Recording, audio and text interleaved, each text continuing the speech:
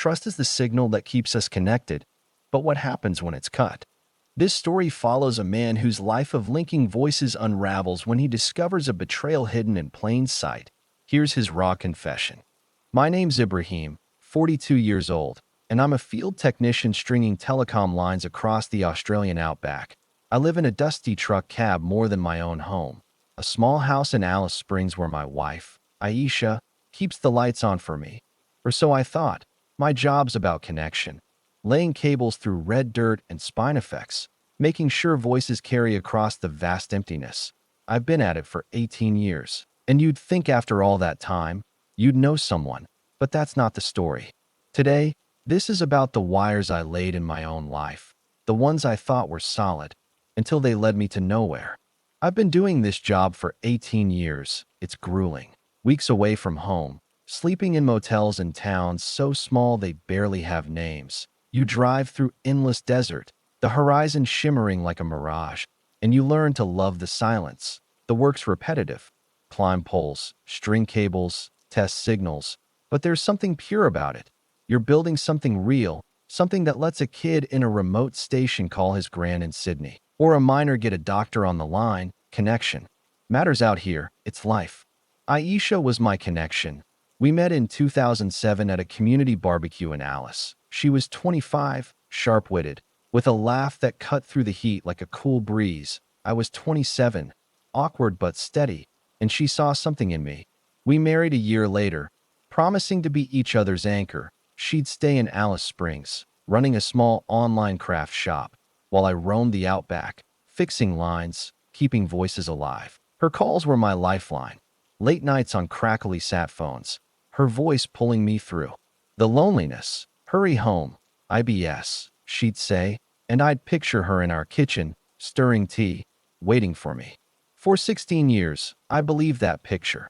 Aisha was my home base, my constant. I'd come back from a 6-week job, drop my dusty boots at the door, and she'd have a curry simmering, her smile brighter than the desert sun. We didn't have kids, tried for a while, but it never happened. Just us, she'd say, and I'd nod. Thinking it was enough, I'd be gone for weeks, sometimes months, stringing cables across places so remote you'd swear the world forgot them. But her voice, her texts, her occasional visits to meet me in some nowhere town, they kept me grounded. I wasn't perfect, the job's isolating, and I'd get short-tempered sometimes, snapping over small things when I was home. Aisha was patient, though. She'd joke about my Outback grump, and we'd laugh it off. I trusted her completely. Why wouldn't I? She was the one who stayed, who kept our life together while I was out chasing signals. I'd send most of my pay to our joint account, letting her handle the bills and savings. You're the worker, I'm the planner, she'd say, and I'd smile, grateful for her. Looking back, there were signs, but I was too far out, physically and mentally, to see them. She'd be vague sometimes about her weekends, saying she was visiting family in Darwin, 300 miles north. I never questioned it. Her family was up there, or so she said. I was too busy climbing poles, splicing wires, making sure the world stayed connected. My life was about fixing breaks in the line, but I never checked the one running through my own home. Last year, something shifted. I was on a job near Catherine, sweating through a 40-degree day, when my mate Dave called. He was in Darwin for a weekend market, picking up some local art for his wife. Saw Aisha there, he said, casual at first. She was with some kids, looked like hers. My stomach dropped. We didn't have kids. I laughed it off, said he must have been mistaken, but his voice had this edge, like he wasn't sure he should have mentioned it. I brushed it aside, got back to work. But that night, alone in my motel room, his words stuck like dust you can't shake off. Aisha with kids? It didn't add up. I started noticing things after that. Her family visits were more frequent. She'd be cagey about details, changing the subject when I asked. I checked our bank records on a whim, something I never did, because why would I? There were transfers, regular ones, to an account I didn't recognize. Savings, she'd always said when I asked about our finances. But these weren't savings, they were payments, going somewhere else, someone else, for years. My hand shook as I scrolled through the numbers, each one a wire I hadn't traced. leading to a truth I wasn't ready for. That night in the motel, the bank records stared back at me like a map to a place I didn't want to go. I sat on the lumpy bed, the air conditioner rattling like my thoughts, scrolling through years of transactions I'd never questioned. Aisha had always handled the money. She was the planner, the one who kept our life in order while I was out in the desert, stringing wires through heat and dust. But these transfers, hundreds of dollars, sometimes thousands, every month, went to an account labeled family support. Not our savings, not our future, somewhere else, someone else. I tried to call her, my thumb hovering over her name on my phone. It was late, past midnight, and the sat phone signal was weak. I didn't press call. What would I say? Hey, love, are you sending our money to someone I don't know? It sounded paranoid, even in my head, but Dave's words kept looping. Aisha with kids looked like hers. I lay back, staring at the ceiling, the fan spinning slow circles like my thoughts. Sleep didn't come.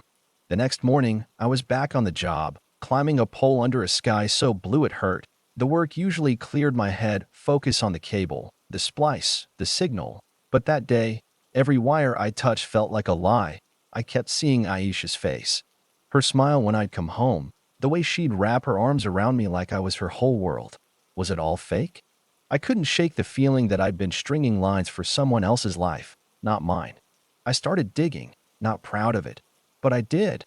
When I got a signal, I checked her social media, something I rarely did. Her profiles were quiet, mostly posts about her craft shop, but I noticed she'd been tagged in photos from Darwin, a cousin's birthday, a market stall, a picnic by the beach. She was smiling in everyone, but there were no kids, no hints of what Dave saw. I felt like a creep, scrolling through her life like some detective, but I couldn't stop. I needed answers. Back in Alice Springs a week later, I didn't tell her I was coming home early. I wanted to see her, to look in her eyes and know the truth. I pulled up to her house at dusk, the red dirt still clinging to my truck. Her car wasn't there. The house was dark. No curry simmering, no lights on. I sat in the kitchen, the silence heavier than the Outback at night. I checked the bank records again, cross-referencing dates. The transfers lined up with her family visits to Darwin. Every single one. I called her. Where are you? I asked, trying to keep my voice steady. In Darwin, she said, casual, like it was nothing, visiting my aunt. Back tomorrow. Her voice was warm, but it felt distant, like a signal fading. I didn't mention the money or Dave's call. I just said, okay, see you then, and hung up. My hands were shaking again. I wasn't angry yet, just confused. Like I'd spliced a wire wrong and couldn't find the break. The next day, she came home, all smiles and hugs. Missed you. IBS, she said, kissing my cheek. I wanted to believe her. I wanted to sink into that moment, to pretend nothing had changed. But I couldn't. Over dinner, I asked about Darwin, keeping it light. How's your aunt? She shrugged, said her aunt was fine, then changed the subject to a new craft project. I watched her talk, her hands moving like they always did, expressive, alive, but her eyes didn't meet mine as often as they used to. That night, I couldn't sleep beside her. I lay there, listening to her breathe, wondering who she really was. The woman I'd loved for 16 years felt like a stranger. I started thinking about Darwin, about driving there myself. It was 300 miles. A long haul, but I needed to see it, whatever it was. I didn't know if it was kids, another man, or something else entirely, but I knew I couldn't keep stringing wires in the dark, pretending the signal was clear. I had to trace this line to its end. No matter where it led. 2 days after Aisha came back from Darwin, I packed my truck and told her I had a job up near Tennant Creek. It wasn't true. I was heading to Darwin, 300 miles north, to find whatever she was hiding. My gut churned as I kissed her goodbye. Her arms around me like nothing was wrong. Be safe. IBS, she said, her voice soft. I nodded, climbed into my truck, and drove off. The red dust swirling behind me. The lie felt wrong, but so did everything else. The drive was long, the highway stretching through scrubland and heat. I kept the radio off, letting the hum of the engine fill the silence. My mind was a mess. Part of me wanted to turn back, to believe Aisha's trips were innocent, that Dave was wrong, that the bank transfers were for something mundane. But another part, The part that had spent years splicing wires and finding breaks knew better. A signal doesn't lie. You follow it, and it shows you the truth, whether you like it or not. I got to Darwin at dusk, the city glowing under a heavy sky. I didn't know where to start, but I had an address from one of the bank transfers, pulled from a statement I'd found buried in our online account. It was a house in a quiet suburb, not far from the markets Dave mentioned. I parked a block away, my hands sweaty on the wheel. I wasn't ready for this, but I couldn't stop now. I grabbed my cap, pulled it low, and walked toward the address. The house was modest, a single-story place with a neat lawn and a kid's bike leaning against the fence. My heart pounded as I stood across the street, half hidden by a tree. I felt like a stalker, but I had to know. Then I saw her, Aisha, stepping out the front door, laughing. A boy about 10 years old tugging at her hand. A girl, maybe 13, followed, carrying a soccer ball. They looked happy, like a family. My knees buckled. I leaned against the tree, my breath shallow, watching my wife live a life I didn't know. A man came out next, tall, with a beard, calling after the kids to slow down.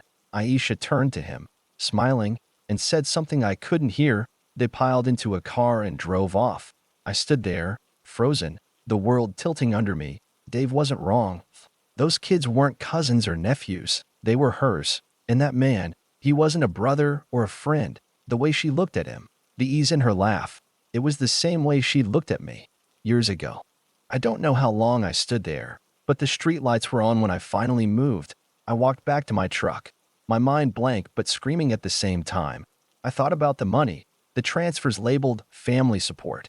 It wasn't for her aunt or some distant relative, it was for them. For years, my paychecks, my sweat in the desert, had been wiring her other life together. I felt like a fool, like every cable I'd ever laid was part of someone else's signal. I drove to a cheap motel on the edge of town. My phone buzzed. Aisha, texting to check in. House Tenant Creek? Miss you. I stared at the words, my thumb hovering over the reply button. I wanted to type everything. Who are they? How long? Why? But I didn't. I just wrote, job's fine, talk soon, and turned off my phone. I couldn't face her voice, not yet. That night, I lay awake, the motel fan creaking above me. I kept seeing that family, their laughter, their ease. I thought about our life in Alice Springs, the curry simmering, the way Aisha called me IBS. Was any of it real? Did she love me? Or was I just the guy who paid for her other world? I'd spent my life connecting people, making sure their voices carried across the Outback. But my own voice, my own truth, was lost somewhere in the static. I knew I had to confront her, but the thought of it made me sick. What do you say to the woman who's been your anchor for 16 years when you find out she's been tethered to someone else? I stayed in Darwin 3 more days, watching from a distance like some ghost in my own life. I didn't confront Aisha, not yet. I couldn't. Every time I thought about knocking on that door, my chest tightened, and I'd walk away. Instead, I followed her. Piecing together her other world, she'd take the kids to school, a primary and a high school not far from the house. She'd stop at a cafe, chatting with the barista like a regular. The man, her other man, was there sometimes, dropping the kids off, or picking them up. They moved like a unit, comfortable, lived in. It wasn't some fling. This was a life, built over years, maybe longer than ours. I dug deeper, hating myself for it. At a library, I used a public computer to search public records. Aisha's name popped up on a property lease for that house, dated 10 years ago. My stomach twisted. That was 6 years into our marriage. I found a marriage record too, not ours. Aisha had married a guy named Malik in 2005, 3 years before we met. There was no divorce record. My head spun. Was I the other man? Or was he? I didn't know what was real anymore. The bank transfers made sense now. I cross-checked dates in my motel room. Spreadsheets open on my laptop like a case file. The payments started around the time she leased that house. My money, our money, had been funding her double life. I thought about the nights I'd called her from some nowhere town, her voice steady, saying she missed me. I'd been splicing wires in the desert, thinking I was building our future, while she was building another family. I drove back to Alice Springs, the 300 miles feeling like a lifetime. My hands gripped the wheel so tight my knuckles ached. I didn't know what I'd say to her, but I couldn't keep pretending. When I got home, she was in the kitchen, humming, chopping vegetables. "You're back early," she said, smiling like nothing had changed. I stood in the doorway, my boots still on, dust trailing behind me. "We need to talk," I said, my voice flat. Her smile faltered, just for a second, but she recovered fast. "What's wrong?" "IBS?" she asked, setting down the knife. I wanted to scream, to shake her, to ask how she could live two lives and still look me in the eye. Instead, I pulled out my phone, opened the bank app, and showed her the transfers. "What's family support?" I asked. Her face went pale, and for the first time in 16 years, I saw her scramble. "It's for my aunt," she started, but I cut her off. "Don't," I said. "I was in Darwin. I saw you. The kids, the house, him." The words felt like stones, heavy and final. She froze, her hands gripping the counter. For a moment, neither of us spoke. The kitchen clock ticked, loud in the silence. Then she sank into a chair, her head in her hands. "Ibrahim, I can explain," she whispered. I didn't want to hear it, but I stayed. She told me about Malik, her first husband, married when she was 20. She said they never divorced because of family pressure, but they'd separated before we met. The kids, her son, 10, and daughter, 13, were his. She'd been raising them in Darwin, splitting her time, thinking she could keep both lives separate. "I love you," she said, tears streaming. "I didn't want to hurt you." I stared at her, the woman I'd trusted with everything. "You've been sending my money to them," I said, my voice breaking, "for 10 years. She nodded, sobbing now. "I thought I was doing right by everyone," she said. "I didn't know how to tell you." I wanted to believe her, to find some thread of the Aisha I loved. But all I could see was that family in Darwin, her real family, the one she'd chosen over me. I walked out to the porch, the desert air cool against my burning face. I'd spent my life connecting people, but I couldn't connect to her anymore. The wires I'd traced led to a truth I couldn't unsee. I didn't know if I could stay, but I knew I couldn't keep living a lie. I didn't sleep that night. I sat on the porch until the stars faded and the desert sky turned pink. Aisha stayed inside, her sobs quieting into silence. I couldn't go back in. Not yet. The house felt like a stranger's now, every corner tainted by her lies. I kept replaying her words. "I love you. I didn't want to hurt you." But they felt hollow, like a bad signal cutting in and out. How could she love me and live another life? How could she take my paychecks, my trust, and wire them 300 miles away to a family I didn't know existed? By morning, I was numb but resolute. I needed answers, not just excuses. I went inside, found Aisha at the kitchen table, her eyes red and puffy. She looked small, like the weight of her secrets had finally crushed her. "We're not done talking," I said, sitting across from her. She nodded, not meeting my gaze. I asked the questions I'd been choking on. "How long were you going to keep this up? Did you ever plan to tell me? Who am I to you?" She took a shaky breath. She said she'd meant to tell me about Malik and the kids early on, but it was complicated. Her family, strict and traditional, wouldn't accept a divorce. She'd left Malik after a bad marriage. "Controlling," she said, though she didn't elaborate. When we met, she thought she could start fresh, keep her past buried. But the kids needed her, and Malik wouldn't let her go completely. She started visiting Darwin, then renting the house, using my money to support them because she felt guilty abandoning her kids. "I thought I could handle both," she said. "I thought I could love you both." "Both?" I snapped. "You're married to him. What am I?" She flinched, tears spilling again. She swore she and Malik were just co-parents now, that she hadn't been with him romantically in years. But I'd seen them in Darwin, the ease between them, the way she smiled. It didn't look like just co-parents to me. I asked about the money, how much she'd sent. She admitted it was thousands a year, sometimes more, for rent, school fees, clothes. It was for the kids, she kept saying. Like that made it okay. I felt like I was drowning. Every job I'd taken, every sunburned day climbing poles, every night alone in a motel. It was for us, for our life, but half of it had gone to them. I asked why she didn't tell me about the kids. She could have said she had them from a past relationship. I'd have accepted it, maybe even helped. She shook her head. "I was ashamed," she whispered. "I didn't want you to think less of me." I stood up, pacing the kitchen. I wanted to hate her, but all I felt was grief, like I'd lost someone who was still sitting there. I thought about our years together, the barbecues, the late-night calls, the way she'd tease me about my dusty boots. Was any of it real? Or was I just a paycheck, a way to fund her real family?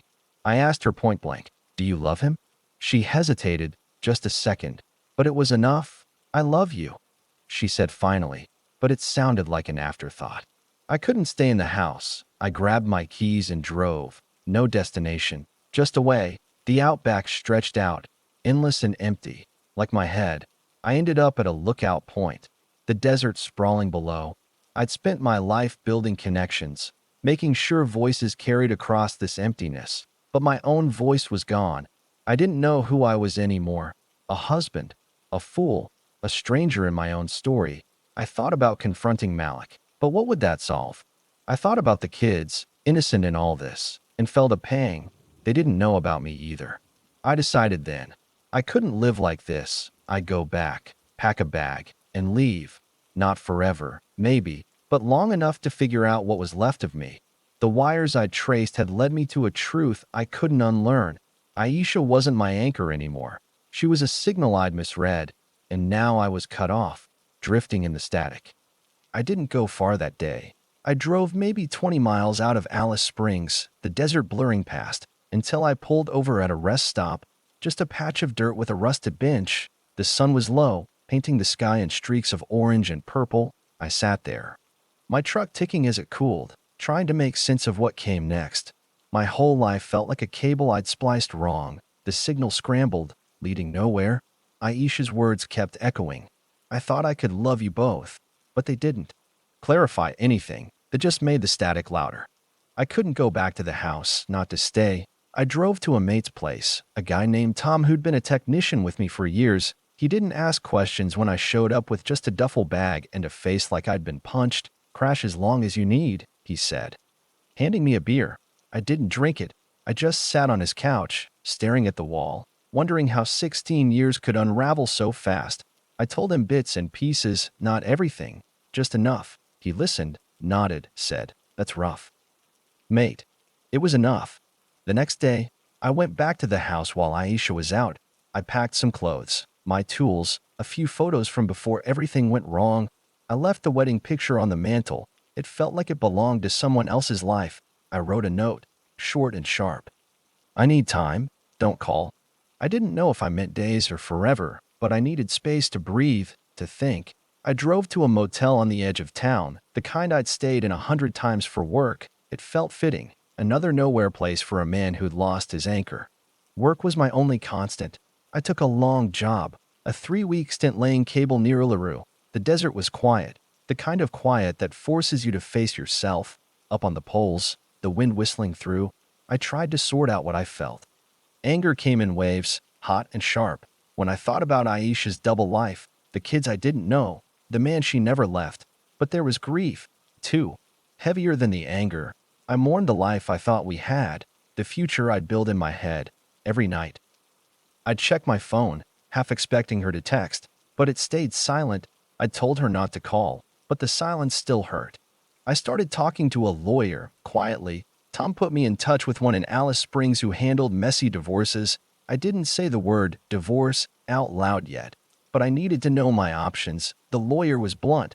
Aisha's prior marriage to Malik, if undissolved, could make ours legally void. I might not even be married. Not really. That hit harder than I expected. All those years, all those promises, might have been nothing but a bad signal. The money was trickier, suing for it was possible, but it'd be a fight, and I wasn't sure I had the stomach for it. Not yet. I kept thinking about the kids. They weren't mine, but they were Aisha's, and that made them real in a way I couldn't ignore. I wondered what she'd told them about her trips to Alice Springs, about me. Did they know they had a stepdad who didn't know they existed? The Stuart Little, their mom's other life. I didn't hate them. They were just kids, caught in her mess. But I couldn't shake the image of their faces, the boy tugging her hand, the girl with her soccer ball. They deserved better than this. Out in the desert, I'd stare at the stars, endless and cold, and think about connection. My job was about linking people, making sure their voices carried.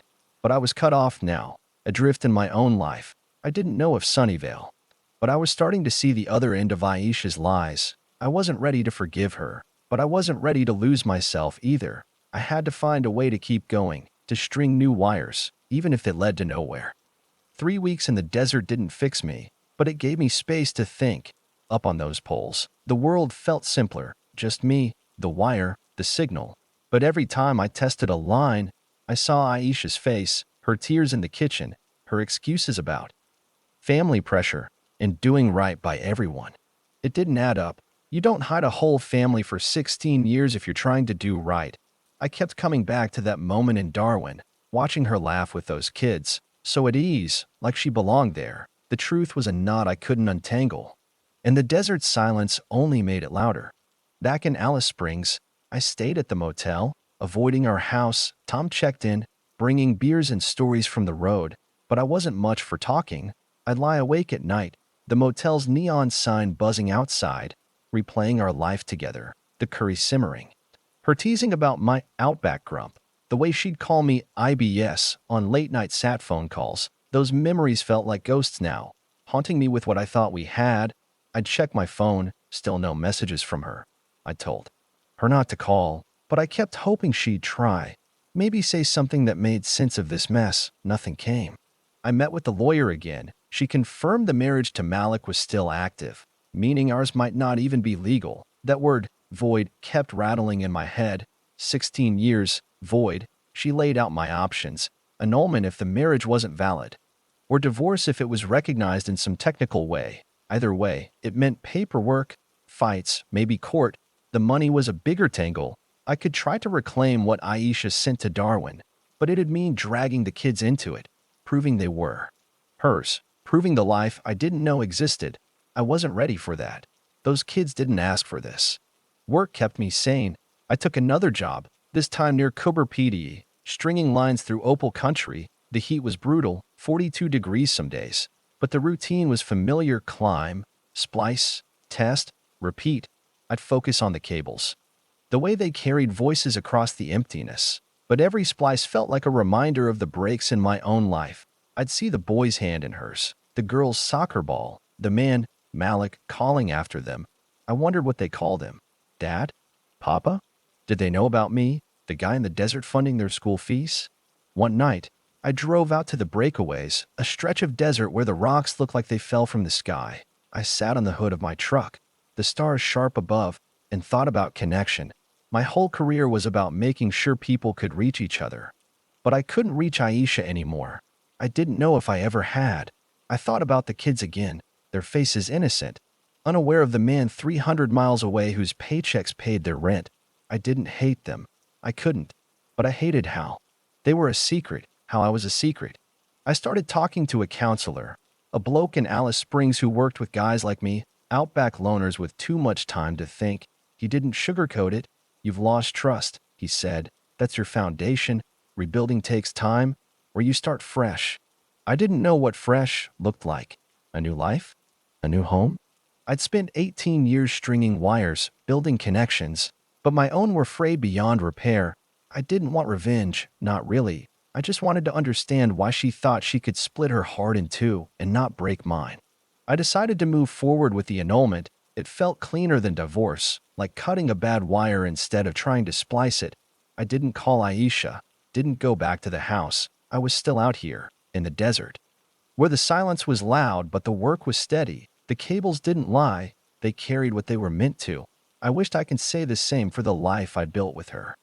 The annulment papers came through faster than I expected. The lawyer was right. Our marriage wasn't legally binding, not with Aisha still tied to Malik. 16 years, reduced to a few pages of legalese, declaring it never existed. I signed them in a diner near Alice Springs, the pen shaking in my hand, the smell of burnt coffee and bacon grease thick in the air. It didn't feel like closure, just another break in the line. I didn't fight for the money. The kids didn't need to lose more than they already had. Living a life split between secrets, I let it go, like cutting a wire you know won't carry a signal anymore. I moved out of the motel, renting a small flat in Alice Springs. It was bare, single bed, a rickety table, a fridge that hummed too loud, but it was mine. No ghosts of Aisha's curry or her laugh lingering in the corners. I kept working, taking jobs further out, where the desert stretched so wide it swallowed your thoughts. Up on the poles, the cables were honest. They did what they were supposed to, connect. I wished I could have said the same for myself. Every night, I'd sit on the flat's balcony. The desert air cool, the stars indifferent.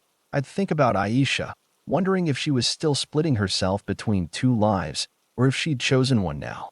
I saw her one last time, by chance, at a servo station outside town. I was fueling up, dust on my boots. When she pulled in, she didn't see me at first, busy unloading groceries, her hair tied back like always. I almost walked away, but she turned. And our eyes locked. "Ibrahim," she said, soft, like she still had a right to call me IBS. I nodded, kept my distance. She looked tired, older, like the weight of her choices had settled in her bones. "I'm sorry," she said, voice cracking. I wanted to ask why, how, but the words stuck. "Take care," I said instead, and got in my truck. She didn't stop me. The counselor kept saying healing wasn't linear, like a wire that loops and knots before it carries clear. I was trying. I started small, joined a local footy club, not to play, just to watch, to be around voices that weren't hers. Tom dragged me to pub quizzes, where I'd sit quiet but listen, letting the chatter fill the silence. I even called my sister in Perth, told her enough to get her off my back. "Come visit," she said. But I wasn't ready to leave the desert, not yet. The Outback was, where I knew myself, even if that self was still a mess. I thought about the kids a lot, not with anger, but with a kind of ache. I looked them up once, on Aisha's social media. Before I blocked her, the boy was into cricket. The girl still played soccer. They were growing up, oblivious to the man who'd been part of their lives without knowing it. I wondered if they'd ever ask about me, if she'd tell them a version of the truth. I hoped she'd be kinder to them than she was to me. The work never stopped. I took a job near the Simpson Desert, stringing lines through sand so red it looked like blood. Up on the poles, I'd test the signals, make sure they carried. It was what I was good at, fixing breaks, keeping voices connected. But my own voice was still lost, somewhere in the static of Aisha's lies. I didn't hate her anymore. Hate takes energy, and I was spent. What I felt was emptier, like a line cut clean. No signal at all. I started rebuilding, slow, a new flat, new routines, new faces at the pub. The desert taught me patience, the way it waits for rain that rarely comes. I was learning to wait too, for a day when the ache wouldn't be the first thing I felt waking up. I was still out here, stringing wires, chasing signals, but now I was listening for my own.